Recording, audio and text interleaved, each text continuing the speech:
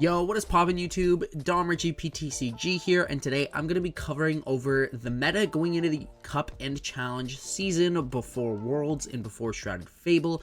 Now, their season has begun officially. It is July 2nd, so let's go over some of the decks that are seeing a little bit of early Cup success, what happened at the 60-person Manta Cup over in Toronto, and overall what we think are going to be the best decks going into this next little format right before Worlds.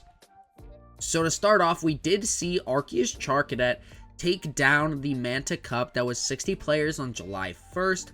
Now, I think the deck is honestly, the more I think about it, the more I think that it might be really fine. Archus Charet, it takes a lot of really solid matchups into some of the top decks. Gardevoir can struggle a little, Lost Box can struggle a little. In general, like, you're taking some great matchups going into a lot of these decks. You do struggle a little bit with a deck like Raging Bolt, or decks that set up fast enough they can take a turn one knockout on your Arceus. On decks that set up fast enough they can murder all your Charcadets.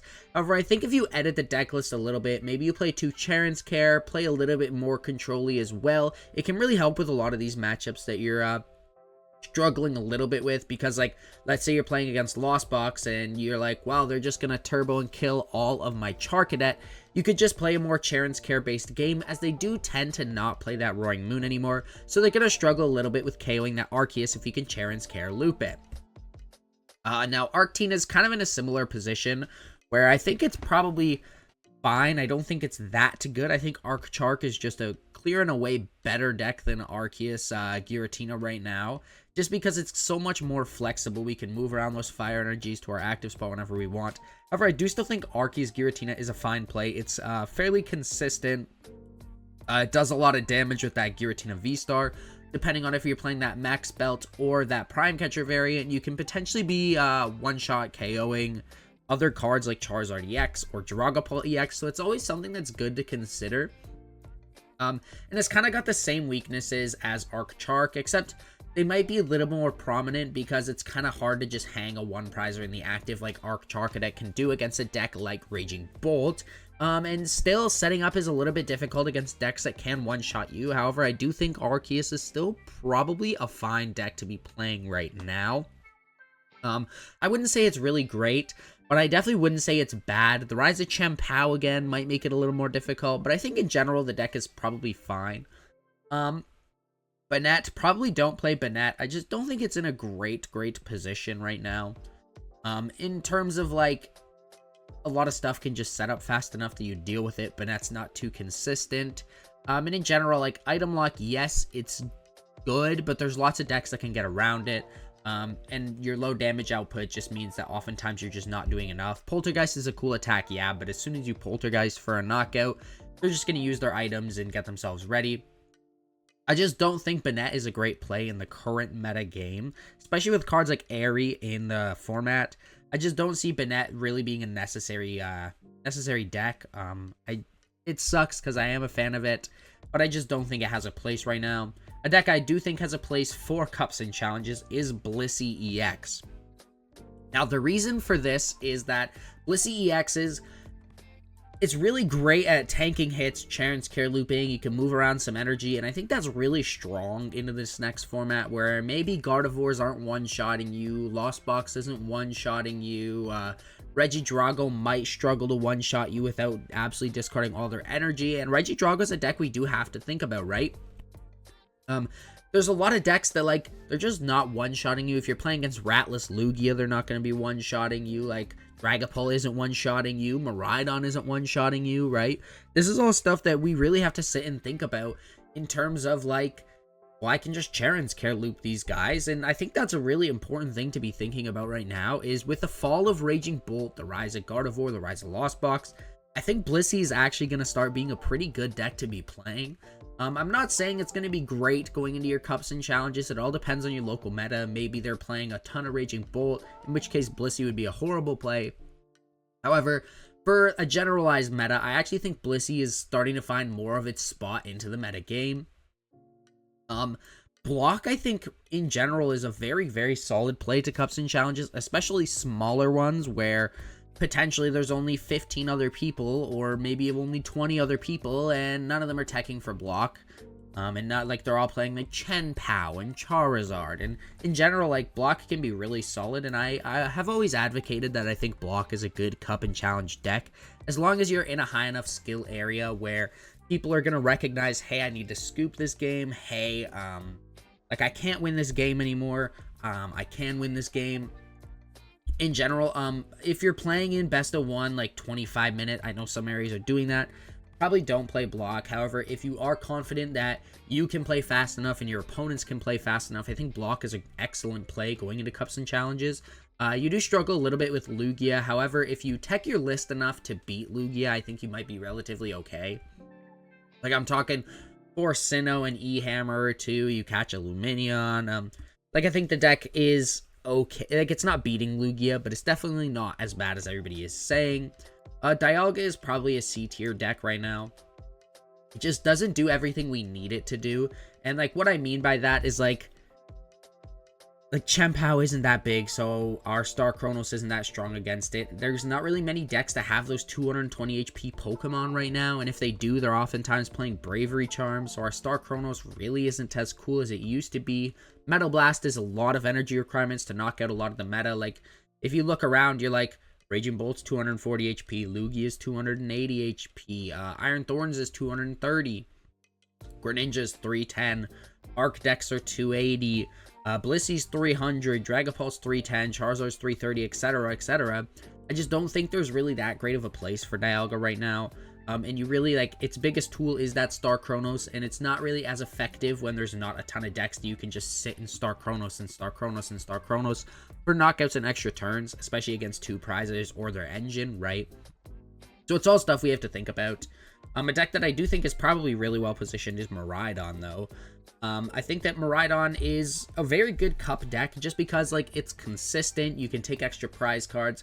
You do struggle a lot with, like, Regidrago, which obviously you would, especially if they're playing, like, that Noivern variant. However, some people are just steering away from that. So I think in general, like, Miraidon it's a good deck for cups and challenges. It might actually, like, be an A tier deck. And this is more or less, like, these are not the best decks in the format, but, like, what the best play for an event is, right? And I think Miraidon, you're fast, right? And in best of ones, like, being fast and consistent is huge, right? So that's why Miraidon sees a lot of success at cups and challenges, is, like, you can just turn one Iron Hands and ruin a Gardevoir. You can turn one knock out a Lone Arceus. Whatever you need to do, Miraidon can oftentimes do it.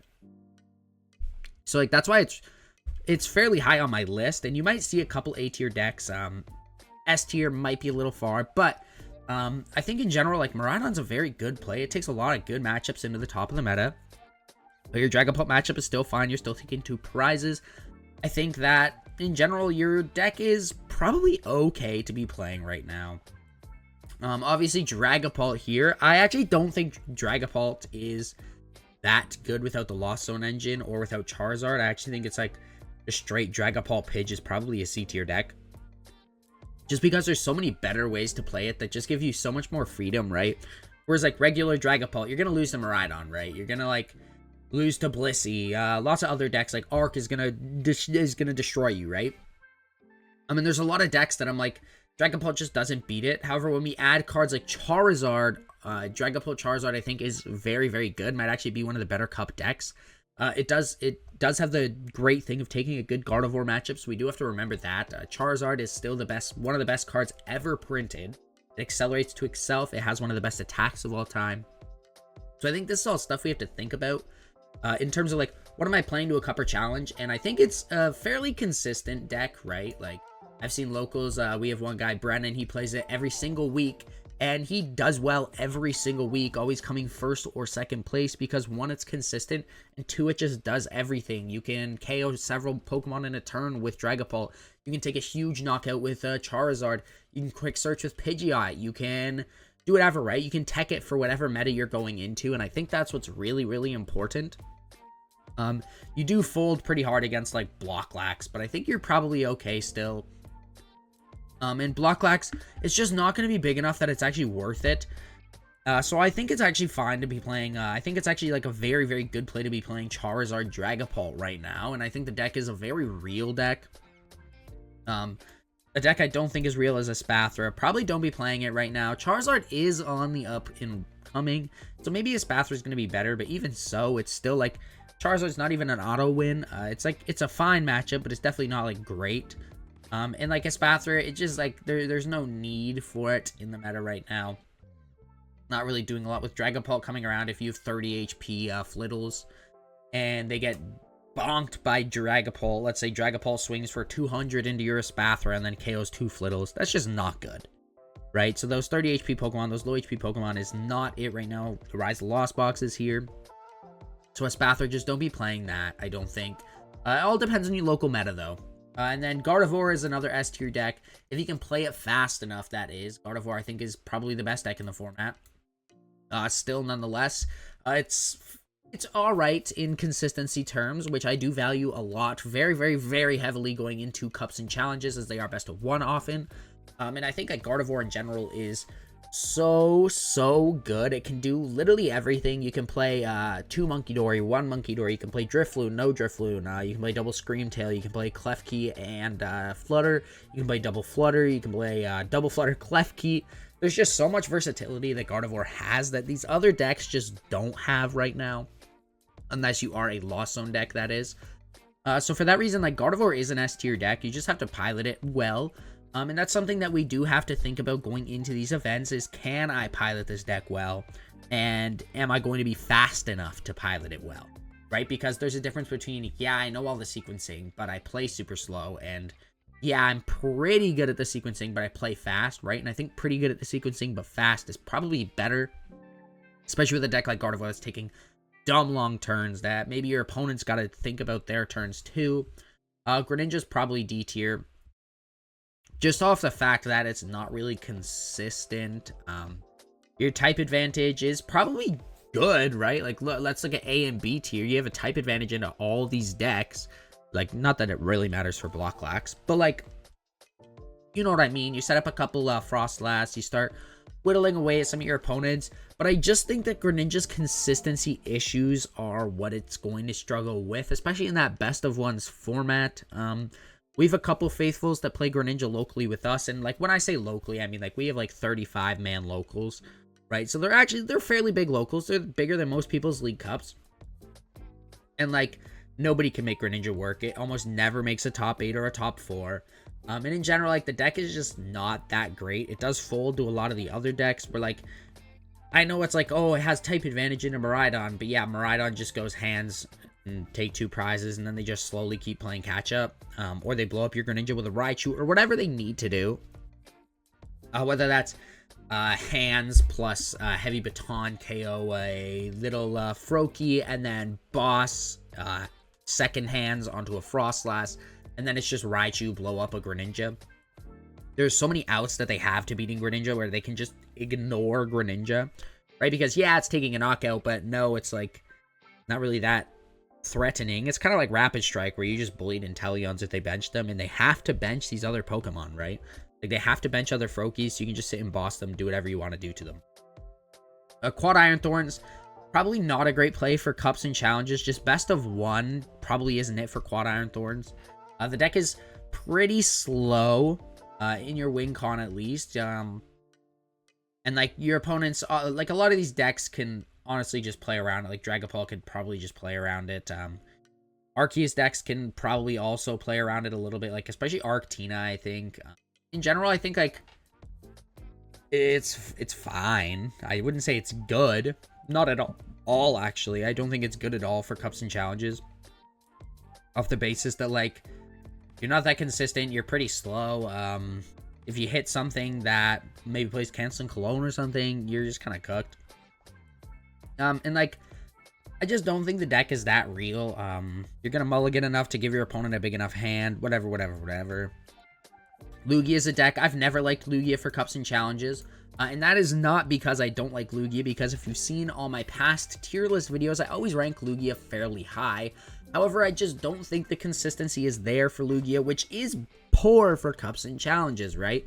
If we sit and think about all the decks that we've seen win Cups and Challenges, we're probably thinking of decks like Charizard, decks like Gardevoir, like all these super consistent decks. And Lugia, it doesn't fit that list.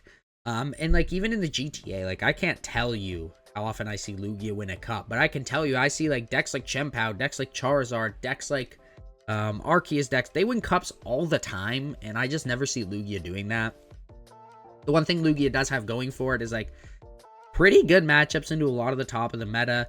Like Charizard, Dragapult is fine. All the Arceus decks is good. Blissey is good. Block is really good. Like I think in general the deck is well positioned. Another deck that I think is probably really good for cups and challenges is, well, not like really good, but probably better than people think for cups and challenges is this Dragapult Lost Zone box. Dragapult Lost Zone box just gives you so much versatility. Whereas like you could play as a Lost Zone box deck, you could play as a Dragapult box deck. There's just a lot you can be doing with the deck, and I think that that's stuff we have to sit and think about going forward. Is like how consistently can we be doing like stuff we need to be doing in terms of like we can play around certain decks, and I think Lost Zone Dragapult's one of those decks. It's kind of like Lost Zone Raging Bull, but probably just a lot better. Where I'm like, the deck is really solid. In terms of like Lost Zone Dragapult, it does a lot. It's pretty consistent. Where like Lost Zone Bolt, I'm like, it's okay. It's kind of bricky. It does a lot of damage, I guess. You can swing early. You have a really high turn 1 donk potential, but like the deck is just kind of mediocre. So I'm putting that in C. It's not in D because I actually do think it's really like I think it's a pretty solid rogue play into a lot of the meta. Like you can turn 1 hand, not often, but if you build it properly, you can like turn 1 hands. You want to go first with this deck, so turn 2 hands is far and away possible. Like there's a lot you can be doing with this deck that I think is flexible and probably fine for cups and challenges. Lost Tina is another deck. It's probably a B tier deck. We all know Lost Tina. We all know it's a demon at cups and challenges. It's not the most consistent, especially after losing Battle VIP Pass. But I think the deck is fine. The Rise of Charizard makes it pretty good again. And actually, I don't think we have just Charizard on this tier list. If Charizard was on the tier list, I would be putting it in the S tier. Just off the basis that Charizard is dumb consistent and takes like 50s into so much of the meta that I think it's just good. And Charizard, like I always keep saying, is I value consistency a lot. So I would be putting Charizard in that S tier. I actually don't like Charizard whatsoever. It's actually like one of my most hated cards of all time. However, I do think Charizard is just that deck. It's kind of same thing with Gardevoir, where they just do everything, and I think they're just that good. So for that reason, like I'm putting both of them in the S tier. Regidrago is probably really strong, probably another A tier deck, and there's a lot of A tier decks going into cups and challenges. But like these are decks that I'm like, just play these. If you're thinking about a deck, play one of these decks, right? And that's what's a little bit different, where it's not like this is a top 10 best deck in format, because I don't believe Archus Charet is a top 10 best deck in format. But I think it's pretty good, right? Regidrago is probably the highest placing A tier deck. I think it gets even better next format too, but I think right now it's honestly still really strong. And like in general, like Regidrago, it can do everything. You can blow stuff up for a lot of damage. You can spread damage counters. You can take less damage with Goodra. You can prevent basics from damaging you with Noivern. So like you take a pretty good Miraidon matchup. Your every other matchup is probably just fine and or better. Minus Lugia. I think Lugia is probably a little bit brutal. But I think like there's so much you can do with this deck. It's very versatile, and I think that's why I'm ranking it so high. Also pretty consistent, which like I said, I have valued a lot. Sablezard is probably just a B tier deck. Lists aren't ordered except for the top deck in like all of the categories. And for that reason, I'm putting Dragapult above Lost Zone Bull. But like, and D tier is not ordered at all. But like, I think Gardevoir is the best deck in format. That's why it's the top of S. I think Regidrago is probably the best A tier deck. That's why it is over here at the top of A. I think Lugia is the best B tier deck. That's why it's at the top of B. Dragapult's probably the best C tier deck. And that's just kind of what we're looking at. Pidge Control, I probably wouldn't be playing Pidge Control at all to locals, just off the fact that I just don't think you have the time. And I think that it's gonna, like, it really depends. Like, for me personally, Pidge Control is like, I think Pidge Control is fine into the high skill meta that is Toronto. But like, I'm not playing it to any of my local cups because I'm like I live about an hour and a half away from Toronto, and like we have cups in our area. We have 3 or 4 of them. but they're not the highest skill player base there. So they're not going to be able to see, hey, I've lost this game, right? Where even with block lacks, they can go, I've got no more switch cards in my deck, you win. With like pitch control, it's like they have no idea what's going on, and half the time I don't even know what's going on, to be honest. So I think like pitch control probably it just isn't a great play for cups and challenges. Probably not the control deck to be playing. Unfortunately, I think it's really good. And if they're best of 3 cups, definitely play pitch control because it is really good. But right now, I just don't think it's it. Lost to Goo probably also just is a D tier deck. I don't think Lost Goo is a very real deck right now. Goo's a little bit too slow, not that consistent. Moon probably is down in this. Moonsparce is probably down in the C tier, to be honest. I don't think Moonsparce has what it takes right now. Lost Box is really big again, which means you're losing your Didon-Sparses. And like in general, Roaring Moon EX is kind of not huge in the format right now. It might get better because of all the high HP Pokemon, but I just don't think the deck is it right now.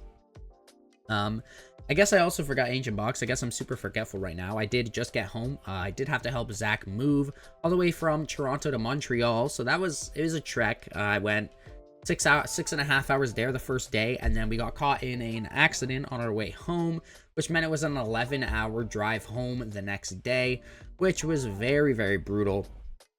So brain's a little bit foggy. I'm a little bit cooked, but you know what? We're still here. We're still thriving.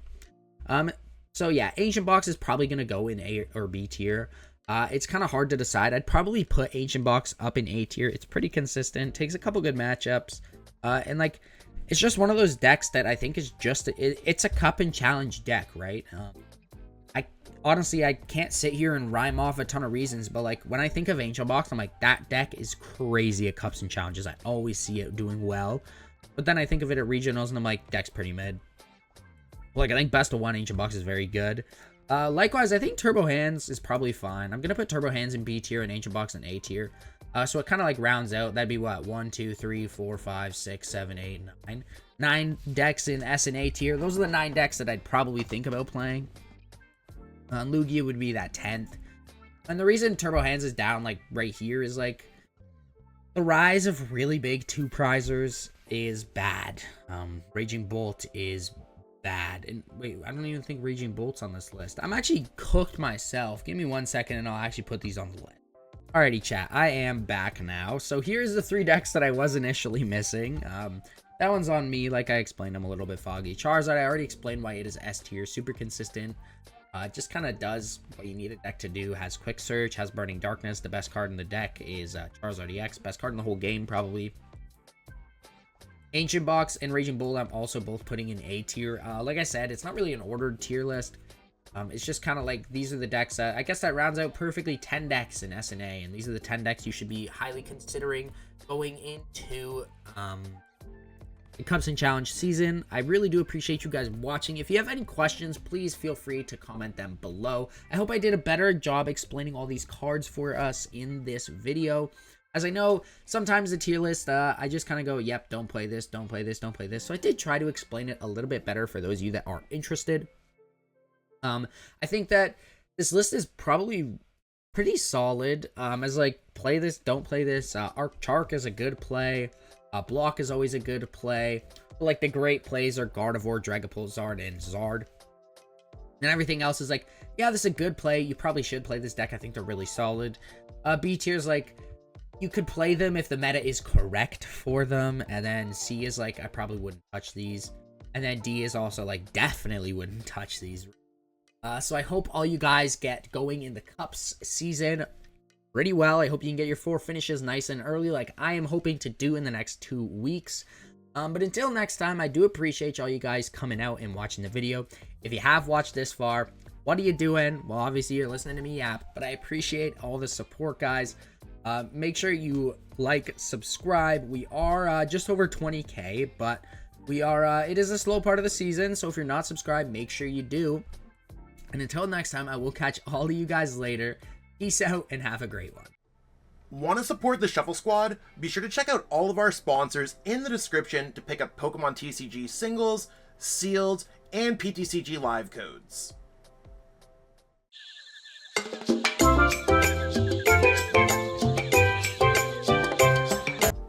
You made it to the end. Thank you so much for watching this entire video from the Shuffle Squad. Honestly, from the bottom of our hearts, we appreciate each and every person that supports our content, watches what we have going on every single day, every single week, even from time to time, and continuously allows us to have a forum to project our creative content towards the Pokemon TCG community. So if you haven't already, be sure to give this video a like, subscribe to the channel, and even leave a comment to help boost the YouTube algorithm. That being said, we'll catch you with our next video. Thanks again. Take it easy.